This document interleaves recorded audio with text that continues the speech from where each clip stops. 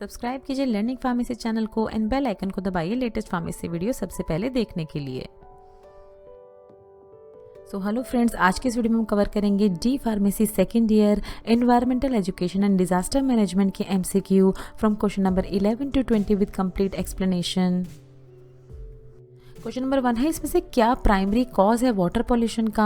Human activities, plants, animal, none of the above. Answer है इसका option A. देखिए सभी को पता होगा कि ह्यूमन एक्टिविटीज़ जो है, जो मानव द्वारा काम किए जा रहे हैं इस हमारी अर्थ पे, वो जो है वो मेन कॉज है वाटर पॉल्यूशन होने का। और उसमें भी सबसे ज़्यादा जो मेन मेजर कॉज है वो है इंडस्ट्रियल वेस्ट, जो इंडस्ट्री से, जो कारखानों से निकल के जाते हैं वेस्ट और जो कि डायरेक्टली डंप हो जाते हैं ओशंस में। तो ये जो है ये मेन कॉज होता है वाटर पोल्यूशन का। और क्या होता है, मरीन डंपिंग। मरीन डंपिंग में जो रूरल एरियाज में लोग रहते हैं, जो गांव में रहते हैं, वो भी बहुत सारे अपने जो सामान होते हैं, जो वेस्ट सामान होते हैं, उसको ऐसे ही पानी में फेंकते रहते हैं। तो इस तरह से वाटर पोल्यूशन बहुत ज़्यादा हो रहा है। सीवेज एंड वाटर वेस्ट, जो घरों से निकल के जाता है गंदा पानी, वो भी ओशंस में ही गिरता है, रिवर में ही गिरता है और इसकी वजह से होता है pollution. Oil leaking and spill जो होता है, ऑयल लीक जो होता रहता है, इंडस्ट्रियल टैंक्स जो होते हैं उनसे धीरे धीरे करके, तो वो भी कॉज होता है। एग्रीकल्चर में जो फर्टिलाइजर्स वगैरह यूज़ किए जाते हैं, तो वो भी अपना एक पाथ बना के वो डायरेक्टली तो नहीं जाते, बट इनडायरेक्टली वो ओशंस में ही जाते हैं। तो इस तरह से क्या होता है, ये देखिए ये सारे ही कॉज हैं वाटर पॉल्यूशन होने के।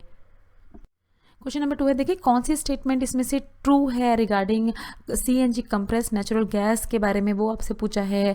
ऑप्शन ए है, देखिए it is a natural fuel, it is a polluting fuel, it is harmful fuel, या it is a clean fuel. Answer है इसका ऑप्शन डी। ये CNG जो होती है कंप्रेस्ड नेचुरल गैस, एक तरह का क्लीन फ्यूल होता है। बहुत ही ज़्यादा कंसेप्ट आया था देखिए CNG का अभी से कुछ सालों पहले, जब बहुत ज़्यादा पोल्यूशन किया जाता था कार्स एंड अभी भी होता है, बट तब उस समय CNG नहीं था, कंप्रेस्ड नेचुरल गैस का कंसेप्ट नहीं था। तो इस पॉल्यूशन को, जो एयर पॉल्यूशन होता है, जो कार से इमिशन होता है कार्बन डाइऑक्साइड वगैरह का, तो उसको कंट्रोल करने के लिए CNG का कंसेप्ट लाया गया, जिसमें एक तरह से ये, क्योंकि ये क्लीन फ्यूल होता है तो ज़्यादा एटमॉस्फेरिक ये पॉल्यूशन नहीं करता है, एयर पॉल्यूशन ज़्यादा नहीं करता है।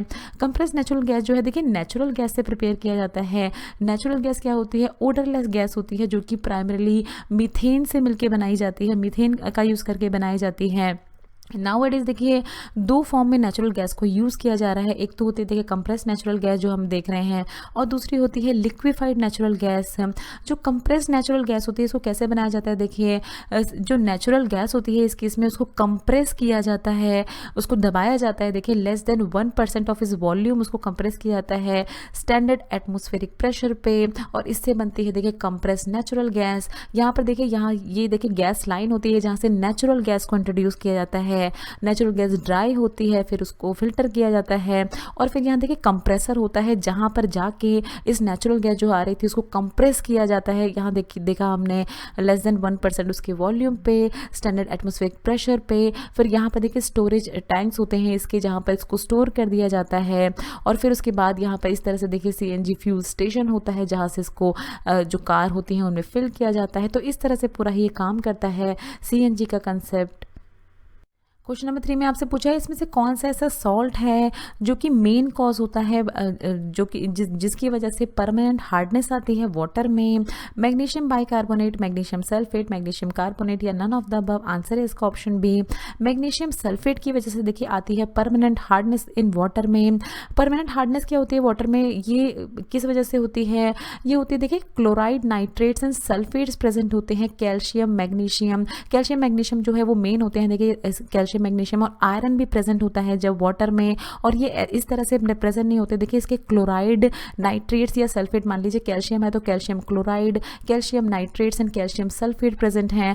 मैग्नीशियम के केस में अगर हम देखें तो magnesium chloride, magnesium nitrate and magnesium sulphate. तो इस तरह से इस तरह के सॉल्ट प्रेजेंट होते हैं इस वाटर में, जिसकी वजह से वो वाटर को परमानेंट हार्ड बनाते हैं, परमानेंट हार्डनेस के लिए रिस्पॉन्सिबल होते हैं। ये जो हार्ड वाटर होता है इसमें देखिए बहुत ज़्यादा, क्योंकि ये डिजॉल्व मिनरल्स होते हैं, हैं। तो इसी वजह से क्या होता है, जो इसकी वजह से जो अगर हार्ड वाटर है तो ठीक से डिशेज़ जो है वो साफ़ नहीं हो पाती हैं, ठीक से क्लीनिंग नहीं हो पाती, इसीलिए जो डिशेज़ एंड ग्लासवेयर होते हैं वो क्लाउडी से दिखने लगते हैं, क्लाउडी अपीयरेंस होने लगती है, उनकी धुंधले वो होते हैं ठीक से, क्योंकि सफाई नहीं हो पाती है उनकी। फिर इस तरह के परमानेंट हार्डनेस को रिमूव कैसे किया जाता है, देखिए वॉशिंग सोडा से ट्रीट किया जाता है, सोडियम कार्बोनेट जिसको हम कहते हैं, देखिए Na2CO3। इससे अगर जब हम इससे ट्रीट करते हैं इस तरह के वाटर में जिसमें इस तरह के मिनरल्स प्रेजेंट है, इस तरह का सॉल्ट प्रेजेंट है, इस केस में देखिए हम कैल्शियम क्लोराइड की बात कर रहे हैं, कैल्शियम क्लोराइड प्रेजेंट है वाटर में। जब उसको वॉशिंग सोडा से ट्रीट किया सोडियम कार्बोनेट से, तो क्या हुआ, देखिए CaCO3 बना लिया। ये CaCO3 क्या हो गया, ये इनसॉल्युबल कार्बोनेट्स होते हैं जो कि इस तरह से प्रेसिपिटेट हो जाते हैं वाटर के नीचे, और फिर इसको फिल्टर आउट कर लिया जाता है। इसको जब फिल्टर किया जाता है तो जो वाटर बचता है वो क्या होता है, वो हार्ड वाटर नहीं होता, वो नेचुरल वाटर, वो सॉफ्ट वाटर बन गया होता है, वो जिसमें से इम्प्योरिटी हटा दी गई हैं। तो इस तरह से इम्प्योरिटीज़ को अलग किया जाता है, इस तरह से हार्डनेस को रिमूव किया जाता है वाटर में। ये जो प्रोसेस है ये इंडस्ट्रीज़ में भी की जाती है। वॉशिंग सोडा सोडियम कार्बोनेट से ट्रीट करवाया जाता है ताकि वाटर में से इस तरह के मिनरल्स जो हैं, जो सॉल्ट्स हैं, उनको रिमूव किया जा सके। क्वेश्चन है देखिए, chlorofluorocarbon non inflammable chemicals. Non inflammable होते हैं मतलब जिनमें आग नहीं लगती है, फ्लेम नहीं लगती है। तो इस तरह के केमिकल्स होते हैं जिनको मेनली कहाँ यूज़ किया जाता है, परफ्यूम इंडस्ट्रीज़ में, रेफ्रिजरेटर्स में, एयर कंडीशनर में, या ऑल ऑफ द अबव। तो आंसर है इसका ऑप्शन डी। देखिए ऑल ऑफ द अबव सारी ही जगह पे यूज़ किया जाता है क्लोरोफ्लोरोकार्बन्स को।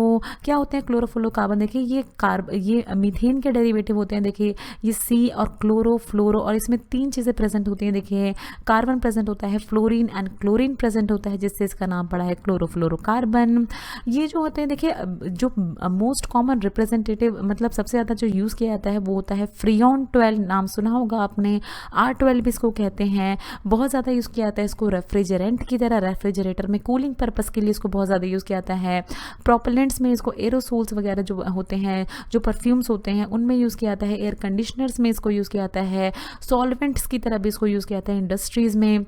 बट क्या है देखिए, ये जो क्लोरोफ्लोरोकार्बन्स होते हैं इनका बहुत ही ज़्यादा बैड इफेक्ट होता है ओजोन लेयर पे। ओजोन लेयर डिप्लीशन होने का चांस होता है, जो ग्लोबल वार्मिंग के लिए बहुत खतरा है, अर्थ के लिए बहुत ज़्यादा इसको खतरा माना गया। तो नाउ अडेज देखिए सेफ ऑल्टरनेटिव्स यूज़ करने का कंसेप्ट लाया गया, जिसमें क्लोरोफ्लोरोकार्बन्स को नहीं यूज़ किया जा रहा है, जिसमें ये देखिए हाइड्रोक्लोरोफ्लोरोकार्बन्स का यूज़ किया जाता है एंड हाइड्रोफ्लोरोकार्बन्स का यूज़ किया जा रहा है, जिससे कि इस तरह का जो रिडक्शन हो रहा है, इस तरह का जो ओजोन लेयर डिप्लीशन हो रहा है उसको 80% तक देखिए रिड्यूस कर दिया जाए, इस तरह के इमिशन को, जिससे कि प्रिजर्व कर सके हम ओजोन लेयर को लंबे समय तक।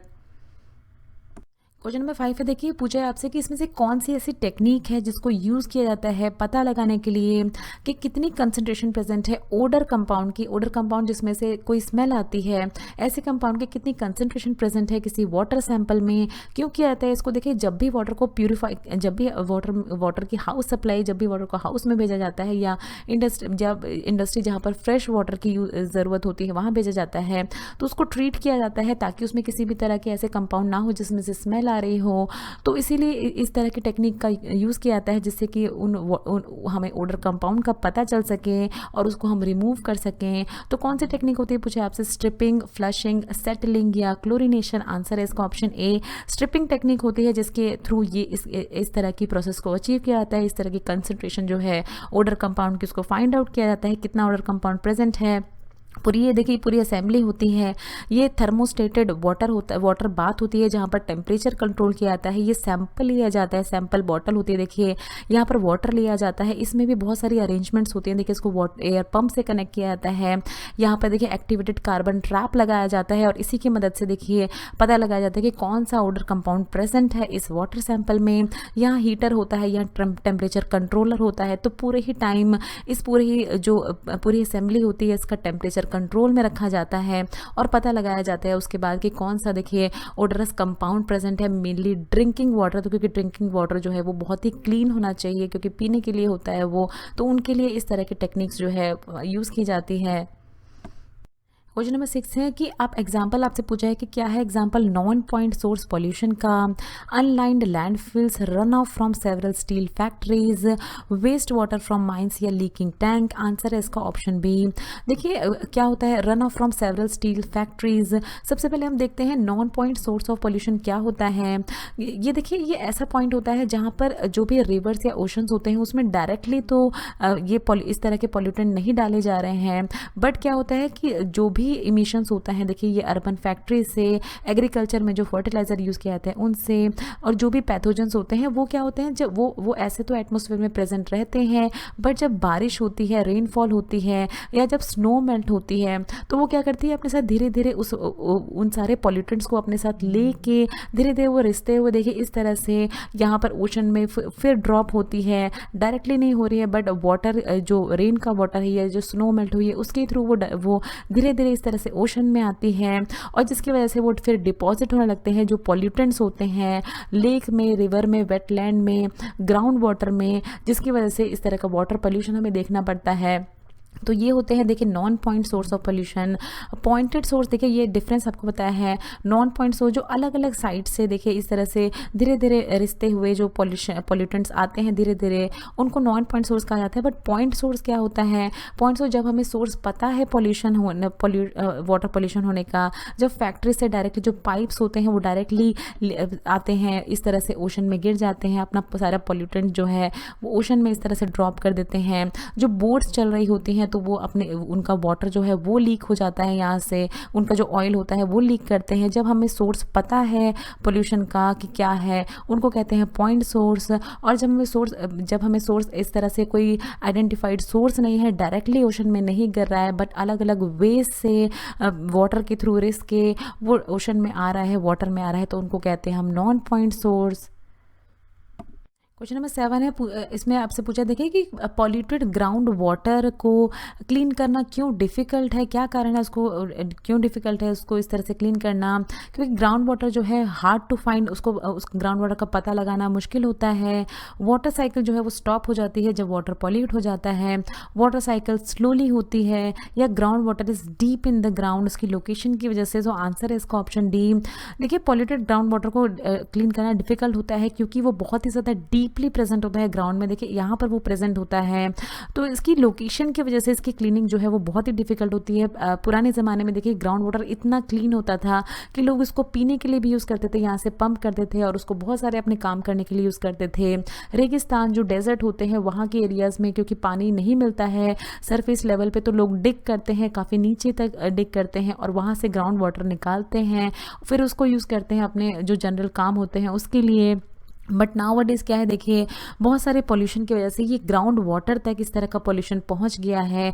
ग्राउंड वाटर कहाँ प्रेजेंट होता है? देखिए ये बताया आपको, क्रैक्स एंड स्पेस, जो सॉइल के बीच में जो स्पेस होते हैं, रॉक्स एंड सैंड के बीच में जो स्पेस होते हैं वहाँ पर ये प्रेजेंट होता है। नेचुरली ये फिल्टर होता है, नेचुरली ये नेचुरल प्रोसेस होती है। बट क्या होता है, क्या है कि बहुत ज़्यादा पॉल्यूशन होने की वजह से इस तरह का ग्राउंड वाटर भी पॉल्यूट होने लगा है। कभी कभी क्या किया जाता है, इस ग्राउंड वाटर को पहले पंप किया जाता है ऊपर, फिर इसको क्लीन किया आता है और फिर से इसको सेंड बैक किया जाता है एक्वीफर में। एक्वीफर क्या होता है, वो ये ऐसी लेयर होती है जहाँ ग्राउंड वाटर प्रेजेंट होता है, उसको एक्वीफर कहा जाता है। और ग्राउंड वाटर को कभी कभार ट्रीट भी किया जाता है, उसमें एडिटिव्स भी ऐड किए जाते हैं इस तरह से देखिए जिससे कि वो लेस हार्मफुल हो जाए और या उसमें जो पॉल्यूटेंट प्रेजेंट हैं उनको डिस्ट्रॉय करने के लिए। तो इस तरह से ट्रीटमेंट की जाती है ग्राउंड वाटर की। क्वेश्चन नंबर 8 है कि सबसे ज़्यादा पॉल्यूशन जो होता है ओशन में वो कहाँ से आता है, पॉल्यूटेंट्स कहाँ से आते हैं? वेस्ट आते हैं लैंड से, ऑयल स्पिल से आते हैं, लीकिंग टैंकर या कमर्शियल बोट्स। आंसर है इसका ऑप्शन ए। देखिए सबसे ज़्यादा जो पॉल्यूशन होने का कारण होता है ओशंस का, वो होता है कि जो वेस्ट आते हैं लैंड से, उसकी वजह से देखिए इस तरह से ओशन जो है वो पूरी की तरह पॉल्यूट हो चुका है। अभी भी इसकी बहुत हाई लेवल पे इसकी क्लीनिंग का काम चलता रहता है, बट लोगों को भी समझना चाहिए कि जब वो इधर उधर कुछ भी चीज़ें फेंकते हैं तो वो इनडायरेक्टली या इनडायरेक्टली वो ओशन में जा सकती है। तो इस तरह की इस तरह का जो थ्रो करना है सामान लोगों को नहीं करना चाहिए। मेजॉरिटी ऑफ पॉल्यूटेंट जो आते हैं देखिए वो ह्यूमन एक्टिविटीज़ से आते हैं, जो लोग काम करते हैं। कोस्ट लाइन पे, कोस्ट लाइन क्या होती है, वो तटीय तट होता है, जो आप कह सकते हैं समुद्र का तट होता है, वहाँ पर कुछ ऐसी एक्टिविटीज़ होती है, या फार इनलैंड उससे दूर भी कुछ ऐसे काम होते हैं जिसकी वजह से ये इस तरह का ओशन पोल्यूशन बहुत ज़्यादा हो रहा है। ओशंस में जो बिगेस्ट सोर्स होते हैं, अभी हमने देखा था non point source of pollution, जहाँ पर डायरेक्टली तो डंपिंग नहीं की जा रही है, डायरेक्टली ऑयल या कुछ भी ऐसा डंप नहीं किया जा रहा है, बट जो जो जो जिस तरह के पॉल्यूटेंट जो है वो बारिश की वजह से या स्नो मेल्ट होने की वजह से धीरे धीरे रिस्क के आते रहते हैं, धीरे धीरे ट्रैवल करके आते रहते हैं ओशन में, वो मेजर कॉज होता है देखिए ओशन पोल्यूशन का। क्वेश्चन नंबर 9 में आपसे पूछा है कि एसिड रेन की पीएच कितनी होती है, 6.9, 4.0, 7.8 या 5.8। सो आंसर है इसका ऑप्शन बी। एसिड रेन जो होती है उसकी पीएच होती है 4। क्या होती है देखिए एसिड रेन, ये किसी भी तरह का जो रेन, किसी भी तरह का प्रिसिपिटेशन मतलब रेन भी हो सकती है, स्नो भी हो सकती है, तो इस तरह का प्रिसिपिटेशन जो यूजुअली एसिडिक नेचर का होता है, एसिडिक नेचर क्योंकि इसकी पीएच जो है देखिए लो होती है। क्यों पीएच लो होती है, क्योंकि इस तरह के जो प्रिसिपिटेशन होते हैं उनमें हाइड्रोजन आयंस की कंसंट्रेशन जो है वो बढ़ जाती है। हाइड्रोजन आपको पता होगा एसिडिक करने के लिए रिस्पॉन्सिबल होता है, तो इस वजह से इस तरह की रेन जो है वो एसिडिक हो जाती हैं नेचर में, और ये हार्मफुल होती हैं प्लांट्स के लिए, एक्वाटिक लाइफ जो पानी में रहने वाले एनिमल्स होते हैं उनके लिए, एंड पूरे के पूरे इंफ्रास्ट्रक्चर के लिए भी ये बहुत ही हार्मफुल होती है इस तरह की एसिडिक रेन। क्या होता है देखिए जो नॉर्मल रेन होती है उसकी पीएच जो है वो 5 to 5.5 होती है, जो कि स्लाइटली एसिडिक ही होती है, बट जब ये नॉर्मल रेन जो है इस तरह के देखिए जो इस तरह के होते हैं नाइट्रोजन ऑक्साइड या सल्फर ऑक्साइड जिनका इमिशन होता है फैक्ट्रीज से, ऑटोमोबाइल से, जो कार होते हैं, व्हीकल्स होते हैं, उनसे जो इमिशंस होते हैं, जब ये इस तरह के जो आयंस होते हैं ये जब कंबाइन करने लगते हैं रेन के साथ, क्योंकि वो पहले से ही थोड़ी सी एसिडिक होती है 5 to 5.5, बट इनके कंबाइन करने से वो और भी ज़्यादा एसिडिक हो जाती है, उसमें और भी ज़्यादा हाइड्रोजन आयन की कंसंट्रेशन बढ़ जाती है, और उसकी पीएच जो है देखिए वो 4 के अराउंड पहुँच जाती है, और जिसकी वजह से रेन जो है वो मोर एसिडिक हो जाती है, और इसकी वजह से बहुत ज़्यादा डिस्ट्रक्शन हमने देखे कि बहुत ज़्यादा एक्वाटिक लाइफ, ह्यूमन लाइफ और बहुत सारी चीज़ें जो है वो सफ़र करती हैं। क्वेश्चन नंबर 10 है आर्टिफिशियल यूट्रोफिकेशन क्या कर सकता है इसमें से, इंक्रीज करता है फिशेस का रिप्रोडक्टिव रेट, ये रिवर्स नहीं किया जा सकता, इंक्रीज करता है ऑक्सीजन इन वाटर, या हार्म करता है कमर्शियल फिशरमैन इनकम। आंसर है इसका ऑप्शन डी। आर्टिफिशियल यूट्रोफिकेशन जो है देखिए वो कमर्शियल फिशरमैन जो है उनकी इनकम पे इफेक्ट डालता है। कैसे डालता है देखते हैं हम। देखिए सबसे पहले यूट्रोफिकेशन होता क्या है, ये ऐसी प्रोसेस होती है जहाँ पर बहुत ही ज़्यादा न्यूट्रिएंट जो है वो ऐड कर दिए जाते हैं लेक में। ये न्यूट्रिएंट जो देखिए अच्छे नहीं होते हैं, ये न्यूट्रिएंट्स प्लांट को ग्रो कराने के लिए हेल्पफुल होते हैं, बट क्या होता है इसे देखते हैं, क्योंकि ये बहुत ज़्यादा न्यूट्रिएंट्स ऐड कर दिए जाते हैं लेक में, वाटर में, तो जिसके कारण क्या होता है, और ये कहाँ से आते हैं न्यूट्रिएंट्स, ये जो रन ऑफ होते हैं लैंड से, जो कि बह के आता है पानी लैंड से, उसमें ये न्यूट्रिएंट्स होते हैं। ये क्या करते हैं जब ये वाटर बॉडी के कांटेक्ट में, ये देखिए पूरा ही ओशन है, ये ग्रीन वाला भी ओशन था पूरा, बट ये न्यूट्रिएंट जब यहाँ से बह के आए तो उन्होंने क्या किया, क्योंकि बहुत ज़्यादा हाई इन न्यूट्रिशन थे ये, तो इन्होंने इस तरह के प्लांट ग्रोथ करवाने लगे। यहाँ पर आपने देखा होगा एल्गी लग जाती है वाटर पे, इस तरह का ग्रीन ग्रीन वाटर हो जाता है। वो एल्गी क्या होती है, वो एक तरह की प्लांट ग्रोथ हो, एक तरह की लाइफ ग्रो हो गई है वाटर के सरफेस पे, जिसकी वजह से क्या होता है कि जो उसके डाउन एनिमल्स प्रेजेंट होते हैं, जो फिशेस प्रेजेंट होती हैं, उनको क्या होते हैं, उनको सनलाइट, देखिए इस तरह के अलगी सनलाइट को ब्लॉक कर देते हैं, सनलाइट उनको नहीं मिल पाती, ऑक्सीजन उनको नहीं मिल पाती, तो इस तरह के जो एनिमल लाइफ है वो सफ़र होने लगती है, सफोकेट होने लगती है, उनकी डेथ होने लगती है। तो इसीलिए इसमें बोला है कि जो कमर्शियल फिशरमैन है उनकी इनकम को ही वो अफेक्ट कर सकते हैं। देखिए आर्टिफिशियल यूट्रोफिकेशन जो है बेसिकली जो अगर ह्यूमन एक्टिविटीज़ जो इंक्रीज़ हो गई हैं उनकी वजह से इस तरह की प्रॉब्लम होती है। ह्यूमन एक्टिविटी मतलब जो फर्टिलाइजर्स का बहुत ज़्यादा यूज़ करना अपनी लैंड्स पे, अपने लैंड को और अच्छा करने के लिए, अपनी फसल को और अच्छा करने के लिए, बट अल्टीमेटली वो फर्टिलाइज़र क्या होते हैं, धीरे धीरे रिस्क इस तरह से ओशन लाइफ को बर्बाद करने लगते हैं, ओशन लाइफ को डिस्ट्रॉय करने लगते हैं। Thanks for watching. Next video में कवर करेंगे D pharmacy second year environmental education and disaster management के MCQ from question number 21 to 30 with complete explanation. So friends, अगर आपकी वीडियो अच्छी लगे तो इस वीडियो को ज़रूर लाइक कीजिए। हर वीडियो आप तक पहुंचाने में हमें बहुत मेहनत करनी पड़ती है, तो प्लीज़ ज़रूर इसे हमें सपोर्ट करिए। हमारे चैनल को सब्सक्राइब करके वीडियो के नीचे रेड कलर का सब्सक्राइब बटन दिया होगा, उसको क्लिक करके आप चैनल को सब्सक्राइब कर सकते हैं। अगर आपका कोई भी सवाल है तो नीचे दिए हुए कमेंट बॉक्स में आप हमसे कुछ भी पूछ सकते हैं। ये कुछ हमारे रिलेटेड वीडियोस के लिंक हैं जिन पे क्लिक करके आप उनको देख सकते हैं। दोस्तों, लर्निंग फार्मेसी पे आने के लिए और ये वीडियो देखने के लिए आपका बहुत बहुत शुक्रिया। मिलते हैं अगले वीडियो में।